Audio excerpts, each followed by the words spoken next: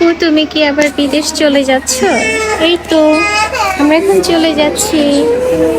হ্যাঁ, একটা টাটা দিয়ে দাও।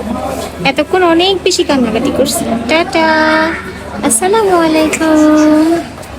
ওই বাবা, এতক্ষণ আসার সময় এত বেশি কান্নাকাটি করছে, এত বেশি কান্নাকাটি করছে, আর এখন এখানে এসে ভালো হয়ে গেছে। ভালো হয়ে গেছে এখন, এখানে এখন ভালো লাগতেছে। যে দেখেন ওকে মোজা পরেছি, মোজাগুলোর অবস্থা 12টা। আর বাবা এখানে বসে আছে।